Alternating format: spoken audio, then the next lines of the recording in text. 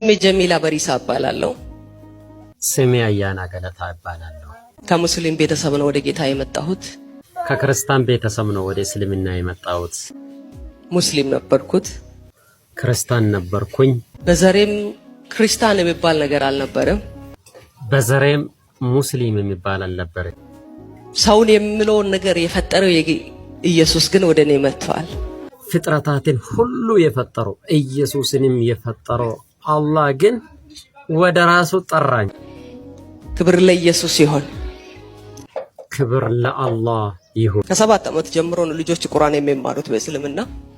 ላኢላሃ ኢለላህ ነብዩ መሐመድ ረሱላህ ኢሳን ዘደንሱ እንነማ እያለን ሄደን ሁሉ ጊዜ ስለ አላህ ትልቅነት ወይም በሃይማኖታቸው ስለነበረ ትልቅነትና ሌላ አምላክ እንደሌለ ኢየሱስ ክርስቶስ እሱ ሰው ነው ሄደን ሁሉ ጊዜ ስለ ኢየሱስ ታላቅነት ሶስቱ አምላክ አንድ እንደሆኑ እንሰብካለን።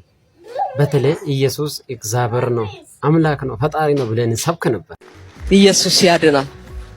ሰው በአላህ ብቻ ካመነ ነው መዳን የሚችለው። እኔም ተሳስቼ ነበር እንዳል ድሮ መሬት እንኳን አፈር ጴንጤ የረገጠበት ማረግጥ፣ ዛሬ ግን ይሄን ተሸክሜ ኢየሱስ ያድናል እላለሁ። ድሮ ሙስሊም የረገጠ ቦታ አረግጠኝ የሚል ሰውዬ ዛሬ ይህንን ቅዱስ ቁርአን ተሸክሜ ሰው ሊያድን አይችልም በአላህ ያመነ ብቻ ይድናል ብዬ ከኩፍር አምልጬ በአላህ ያመንኩ ሳላፍር ማለት ነው።